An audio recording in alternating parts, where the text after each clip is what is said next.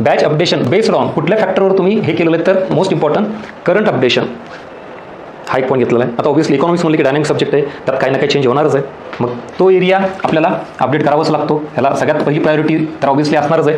जर मी 3 वर्षापूर्वीच्याच करंटवर किंवा त्या निकषावर आत्ताची बॅच शिकवत असेल तर ह्याचा अर्थ तुम्हाला त्याच्यात अपडेशन काहीच मिळत नाही आहे. स्टॅटिक डेटा कन्सेप्ट हे बदलणार नाही, मान्य आहे, पण काही गोष्टी आहेत ज्या मेजर, जसं की आता नियोजन आयोग राष्ट्रीय विकास परिषद नाही आहे, काय आलं नीती आयोग आलं, किंवा MSME याची डेफिनेशन बदलली, किंवा आपण ज्याला अजून कुठल्या गोष्टी म्हणतो RBI संदर्भात सिनोलॉजी नावाची कन्सेप्ट आहे ती नवीन आलेली आहे, काय जे असेल ते. So current updation.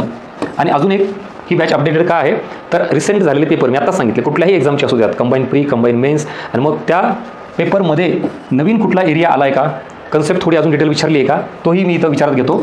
आणि त्याच्या बेसिसवर पुन्हा अजून नव्याने काय व्हॅल्युएशन तुम्हाला द्यायची आहे का, जी की परीक्षेत विचारली पण नाही आहे, पण आता काहीतरी इंडिकेशन्स आयोग देतोय की इकडं मी जाणार आहे किंवा हा एरिया अजून आपल्याला डिटेल करावा लागतो, ह्या गोष्टीच्या आधारावर